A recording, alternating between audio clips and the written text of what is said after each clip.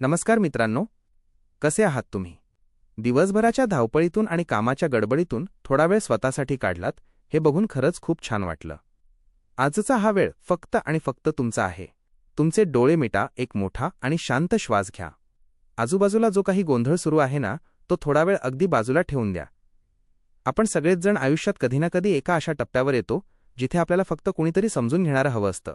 एक असा आवाज जो आपल्या मनावर हळूवार फुंकर घालेल. आजची ही कथा तुमच्यासाठी तोच प्रेमाचा आधार बनून आली आहे. कधी विचार केलाय का तुम्ही की खूप मोठं वादळ येऊन गेल्यावर एखादं छोटंसं रोपटं कसं सावरत असेल? ते काही लगेच दुसऱ्या दिवशी ताठ उभं राहत नाही. ते हळूहळू अगदी संथपणे पुन्हा सूर्याच्या प्रकाशाकडे वळायला लागतं. आपलं मनही अगदी असंच असतं, नाही का? जेव्हा आयुष्यात आपण आतून पूर्णपणे कोसळतो तेव्हा पुन्हा उभं राहायला वेळ लागतोच.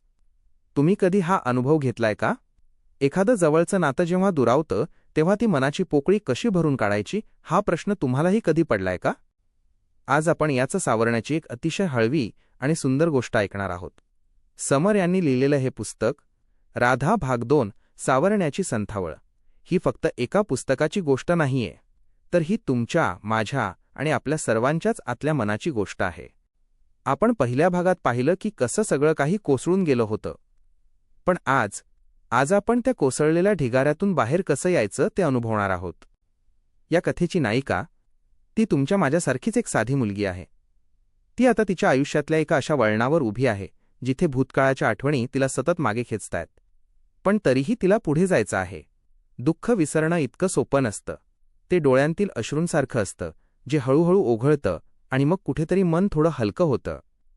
याच प्रवासाला लेखकाने संथावळ असं म्हटलंय. संथावळ म्हणजे दुसरं तिसरं काही नाही, तर अगदी संथपणे हळूहळू सावरण्याची प्रक्रिया. कधीकधी तिला वाटतं की हे सगळं इथेच सोडून द्यावं. खूप थकायला होतं तिला, पण अशाच एका शांत क्षणी तिला आठवतं ते राधा आणि कृष्णाचं अथांग प्रेम. तुम्हाला माहितीये, राधा आणि कृष्ण वास्तवात कधीच एकत्र राहिले नाहीत, पण तरीही त्यांचं प्रेम जगात सर्वात श्रेष्ठ आणि अमर मानलं जातं. असं का? कारण त्या प्रेमात काही मिळवण्याची, कुणाला बांधून ठेवण्याची अपेक्षाच नव्हती. तिथे फक्त आणि फक्त समर्पण होतं. आपली नायिकाही आता याच शांततेच्या शोधात आहे. ती स्वतःला त्या राधेच्या जागी पाहतीये. तिला हळूहळू जाणवायला लागलंय की तिचं प्रेम जर खरं असेल तर ते कुणाच्या जवळ असण्यावर किंवा दूर जाण्यावर अवलंबून नाहीये. ते प्रेम तिच्या आतच आहे.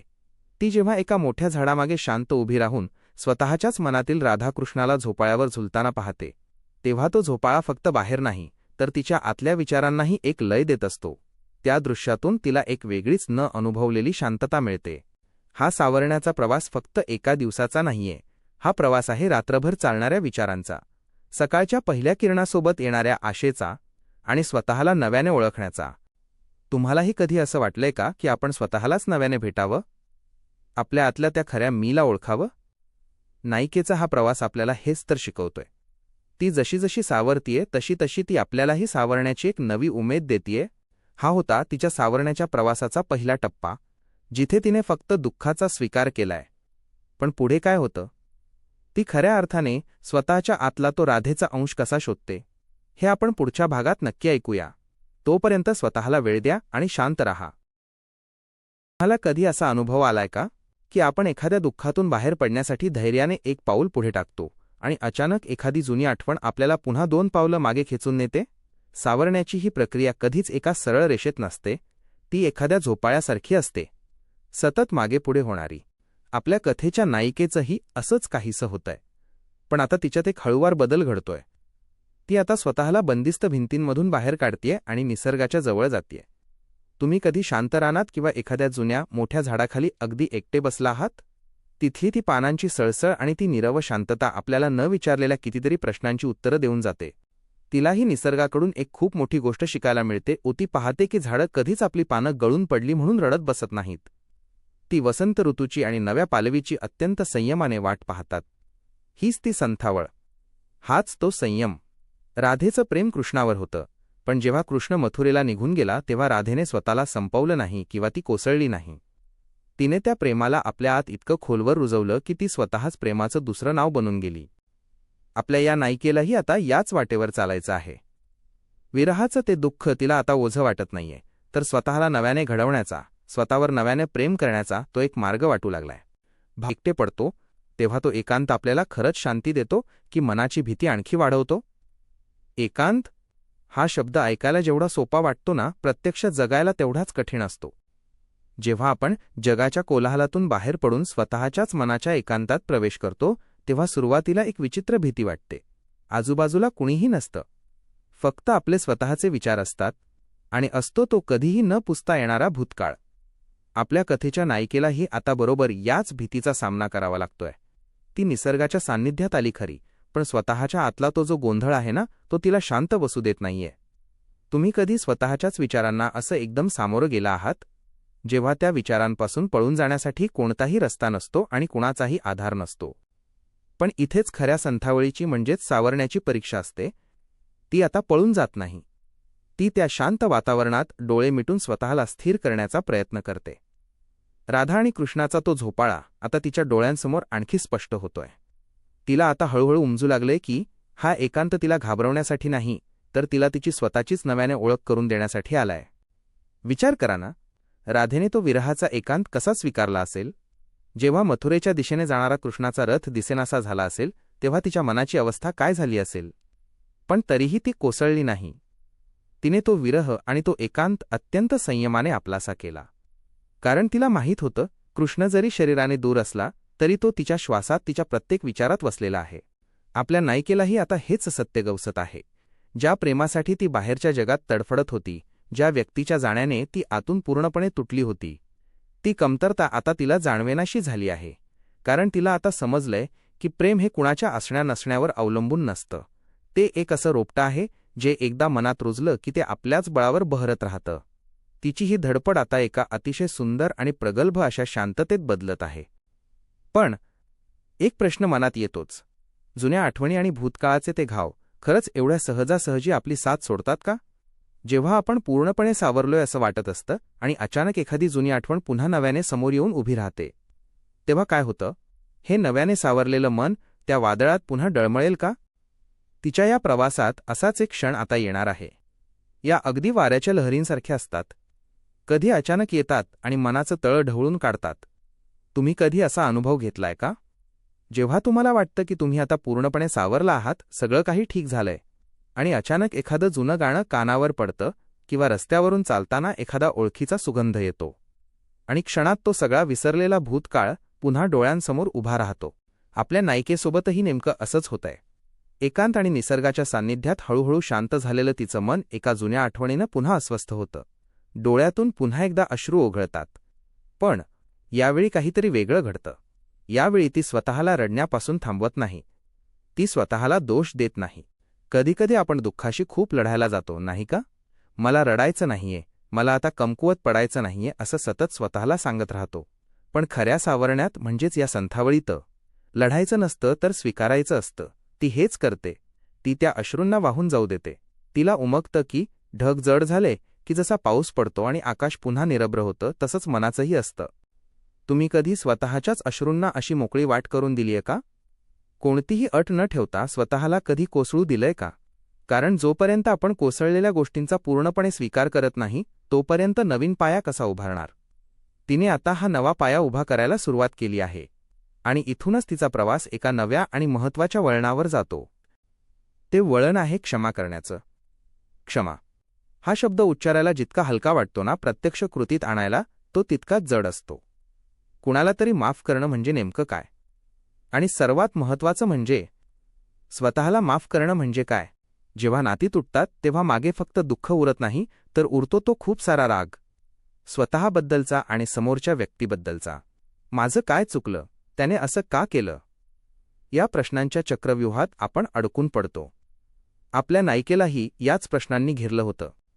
पण राधा आणि कृष्णाच्या त्या झोपाळ्याकडे पाहताना तिला एक वेगळाच अर्थ उलगडतो. राधा कधी कृष्णावर रागावली होती का? तू मला सोडून का गेलास? असा जाप तिने कधी विचारला होता का? नाही ना. तिथे कोणताही राग नव्हता, कोणतीही तक्रार नव्हती. कारण जिथे निखळ प्रेम असतं तिथे रागाला जागाच नसते. तिला जाणवतं की जोपर्यंत ती हा राग उराशी बाळगून आहे, तोपर्यंत ती भूतकाळाच्या साखळदंडांनी बांधलेलीच राहील. सावरण्यासाठी तिला या साखळ्या तोडणं गरजेचं होतं, आणि हे शक्य होतं फक्त एकाच गोष्टीने, ती म्हणजे मुक्ती. तिने त्या व्यक्तीला मनातल्या मनात माफ केलं. केवळ त्याच्यासाठी नाही तर स्वतःच्या शांतीसाठी. तुम्ही कधी कुणाला माफ करून स्वतःला मुक्त केलंय का? जेव्हा आपण समोरच्याला खऱ्या अर्थाने माफ करतो तेव्हा आपण स्वतःला त्या वेदनेतून मोकळं करत असतो. हा तो क्षण होता जेव्हा तिच्या मनावरचं सर्वात मोठं ओझं अचानक नाहीसं झालं. ती मोकळा श्वास घेऊ लागली. जेव्हा मनावरचं ओझं कमी होतं तेव्हा आजूबाजूचं जग किती सुंदर दिसायला लागतं ना. आता ती फक्त भूतकाळाच्या सावल्यांमध्ये जगत नाहीये. ती वर्तमानातल्या छोट्या छोट्या गोष्टींमध्ये आनंद शोधू लागली आहे. सकाळच्या कोवळ्या उन्हाची तिरीप, खिडकीत आलेली एखादी छोटीशी चिमणी किंवा वाऱ्याच्या झुळकीसोबत आलेला ओल्या मातीचा सुगंध, या साध्या साध्या गोष्टी आता तिच्या चेहऱ्यावर एक हलकसं हसू फुलवू लागल्या आहेत. सावरण्याची ही प्रक्रिया आता तिच्या सर्वात सुंदर टप्प्यावर पोहोचली आहे. तो टप्पा म्हणजे स्वयंपूर्णतेची जाणीव. सुरुवातीला तिला वाटायचं की ती अपूर्ण आहे. कुणीतरी तिच्या आयुष्यातून गेल्यामुळे तिच्या अस्तित्वाला काही अर्थच उरला नाहीये. पण सावरण्याच्या या संथावळीनं तिला एक फार मोठं सत्य शिकवलं. तिला उमगलं की ती कुणाची तरी अर्धांगी किंवा प्रेयसी बनून पूर्ण होणार नव्हतीच. ती स्वतःचं एक पूर्ण विश्व आहे. जशी राधा स्वतःचं एक परिपूर्ण अवस्था आहे तशीच ती स्वतःही परिपूर्ण आहे. तो मनातला झोपाळा आता वेड्यासारखा मागेपुढे होत नाहीये. त्याला आता एक अतिशय सुंदर लय प्राप्त झाली आहे. तो आता शांततेत झुलतोय. कधी विचार केलाय की स्वतःच्याच सोबतीत इतकं आनंदात कसं राहता येतं? जेव्हा आपल्याला दुसऱ्या कुणाच्याही आधाराची गरज भासत नाही, जेव्हा आपण स्वतःचेच सर्वात जवळचे सोबती बनतो, तेव्हा तो आनंद शब्दांत सांगण्यापलीकडचा असतो. तिने आता तो आनंद शोधलाय. ती कायमची सावरली असं नाही, कारण आयुष्यात दुःख आणि आठवणी येत जात राहणारच. पण आता ती त्या वादळांना घाबरत नाही, कारण तिला आता स्वतःच्या आतलं ते मजबूत झाड सापडलंय ज्याची मुळं खूप खोलवर रुजली आहेत. तुम्ही कधी अनुभवलंय का की जेव्हा आपण आतून शांत होतो तेव्हा बाहेरचं जगही अचानक खूप सुंदर आणि सोपं वाटायला लागतं? ज्या रस्त्यांवरून चालताना कालपर्यंत रडायला येत होतं त्याच रस्त्यांवर आज चालताना एक वेगळीच शांतता जाणवते. नायिकेचा हा सावरण्याचा प्रवास आता एका अतिशय प्रगल्भ वळणावर आला आहे. तिने आता दुःखाला कुरवाळणं सोडून दिलंय. आता तिला तो झोपाळा आणि त्यावरची राधा फक्त एक रूपक वाटत नाही, तर ती एक जगण्याची पद्धत वाटतीये. राधेने जसं कृष्णाच्या विरहाला आणि त्याच्या आठवणीला एक उत्सव बनवलं, तसंच आता ही नायिकाही तिच्या भूतकाळाकडे बघायला लागली आहे. तुम्हाला काय वाटतं? आपण आपल्या दुःखाचा उत्सव साजरा करू शकतो का? दुःख म्हणजे केवळ वेदना नसते, तर ती आपल्याला अधिक समजूतदार बनवणारी एक गुरु असते. जेव्हा आपण हे सत्य स्वीकारतो तेव्हा आतलं वादळ आपोआप शमतं. तिने आता हे स्वीकारलंय. तिच्या मनातला तो कोलाहल आता एका संथ शांत नदीसारखा वाहू लागलाय, जिथे पाण्याची ओढ आहे पण कोणताही आवाज नाही. पण सावरण्याच्या या प्रवासातला सर्वात कठीण आणि सुंदर टप्पा कोणता असेल? तो म्हणजे समर्पण. समर्पण म्हणजे हार मानणं नाही बरं का. समर्पण म्हणजे आयुष्याच्या प्रवाहावर विश्वास ठेवून स्वतःला त्या प्रवाहाच्या स्वाधीन करणं. तुम्ही कधी पाण्याच्या प्रवाहात स्वतःला सोडून दिलंय? जेव्हा आपण पाण्याशी लढतो, त्याच्या प्रवाहाच्या विरुद्ध पोहण्याचा प्रयत्न करतो, तेव्हा आपण थकतो आणि बुडण्याची भीती वाढते. पण जेव्हा आपण स्वतःला पाण्यावर शांतपणे सोडून देतो तेव्हा ते पाणीच आपल्याला तारून नेतं. आयुष्याचं आणि भावनांचंही अगदी असंच असतं. नायिकेने आता या भावनांशी आणि स्वतःच्याच विचारांशी लढणं थांबवलंय. तिने आता स्वतःला या निसर्गाच्या आणि वेळेच्या संथावळीत पूर्णपणे सोडून दिलंय. राधा जशी कृष्णाच्या प्रेमात स्वतःला विसरून गेली होती, तशीच ही नायिका आता स्वतःच्याच अस्तित्वात, स्वतःच्याच शोधात विलीन होऊ लागली आहे. मुखपृष्ठावर दाखवलेला तो झाडामागचा तिचा चेहरा, तो आता लपून राहिलेला नाहीये, तर तो आता एक अतिशय समाधानी आणि स्वतःला स्वीकारलेला चेहरा बनला आहे. खऱ्या सावरण्याची ओळख काय असते माहितीये? जेव्हा आपण एखाद्या जुन्या जखमेला स्पर्श करतो आणि तिथे आता कोणतीही वेदना जाणवत नाही, तिथे फक्त एक वण उरलेला असतो जो आपल्याला आपलीच ताकद आणि सहनशीलता आठवून देतो. तुम्ही कधी स्वतःच्या जुन्या जखमांकडे अशा नजरेने पाहिलंय का की मी या भयानक वादळातूनही सुखरूप बाहेर पडलो किंवा पडले? हीच ती जाणीव असते जी आपल्याला पुन्हा नव्याने जगण्याची हिंमत देते. आता ती नायिका भूतकाळ विसरलेली नाहीये. ती आठवणी पुसून टाकू शकत नाही आणि तिला तसं करायचंही नाहीये. पण आता त्या आठवणी तिला रडवत नाहीत. त्या आठवणी आता एका शांत संथ वाऱ्याच्या झुळकीसारख्या येतात आणि निघून जातात. तिचा तो मनाचा झोपाळा आता थांबलेला नाहीये, तो हलतोय. पण आता त्या झुलण्यामध्ये एक आनंद आहे, एक मुक्तता आहे. तिला आता कुणाच्या तरी येण्याची किंवा जाण्याची कोणतीही भीती उरलेली नाही, कारण तिला पूर्णपणे उमगलंय की जे खऱ्या अर्थाने तिचं आहे ते नेहमी तिच्या आतच आहे. शेवट. कोणत्याही प्रवासाचा एक शेवट असतोच ना? पण सावरण्याच्या या प्रवासाला खरंच कोणता शेवट असतो का? की ती एक निरंतर चालणारी वाहत्या पाण्यासारखी प्रक्रिया आहे? आज ती नायिका त्या झोपाळ्यावर स्वतःला अगदी शांतपणे बसलेली पाहतीये. आता तिला कोणत्याही झाडाआडून लपून पाहण्याची गरज उरलेली नाही. ती आता कुणाची वाट पाहत नाहीये आणि कुणाच्या जाण्याने तिला रडायलाही येत नाहीये. ती स्वतःच जणू ती राधा झाली आहे. तिच्या आतलं ते जे अथांग प्रेम होतं, जे ती आजवर बाहेरच्या जगात दुसऱ्या व्यक्तींमध्ये शोधत होती, ते प्रेम तिला आता स्वतःमध्येच सापडलं आहे. तिच्या चेहऱ्यावर आता एक अतिशय सुंदर, निखळ आणि खोल शांतता आहे. कोसळण्याचे 3 प्रसंगामधून सुरू झालेला तो वेदनेचा आणि अस्वस्थतेचा प्रवास आज सावरण्याच्या संथावळीत खऱ्या अर्थाने पूर्णत्वाला पोहोचला आहे. तुम्ही कधी स्वतःला एवढं शांत आणि परिपूर्ण अनुभवलंय? जेव्हा आयुष्यात काहीच हरवल्यासारखं वाटत नाही, जेव्हा जे आहे ते अगदी योग्य आणि पूर्ण आहे अशी विलक्षण भावना मनात येते. हीच ती स्वयंपूर्णतेची अवस्था. हे पुस्तक आपल्याला फक्त एका विरहाची किंवा प्रेमाची गोष्ट सांगत नाही. ते आपल्याला शिकवतं की आयुष्यात जेव्हा दुःख येतं, जेव्हा सगळं काही कोसळतं, तेव्हा त्या वेदनेपासून पळून जाऊ नका. त्याला सामोरं जा. स्वतःला थोडं थांबू द्या. निसर्गाशी एकरूप व्हा. आपल्या आतल्या भावनांना वेळ द्या आणि अगदी संथपणे सावरा. घाई करू नका, कारण संथावळ हीच खरी सावरण्याची गुरुकिल्ली आहे. लेखक समर यांनी शब्दांतून उभी केलेली ही राधा तुमच्या माझ्या आत कुठेतरी नक्कीच दडलेली आहे.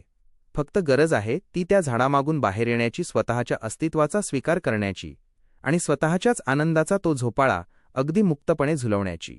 हा प्रवास ऐकताना तुम्हीही स्वतःच्या आतल्या एकांताला, त्या विसरलेल्या शांततेला आणि स्वतःच्या खऱ्या अस्तित्वाला नक्कीच थोडासा का होईना स्पर्श केला असेल, नाही का? आज आपण इथेच थांबूया. पण हा प्रवास इथेच संपत नाही. तुमचा स्वतःला शोधण्याचा, स्वतःवर नव्याने प्रेम करण्याचा आणि शांततेत सावरण्याचा हा प्रवास असाच निरंतर आणि सुंदर असू दे. स्वतःची काळजी घ्या आणि नेहमी लक्षात ठेवा, तुम्ही स्वतःच एक पूर्ण विश्व आहात.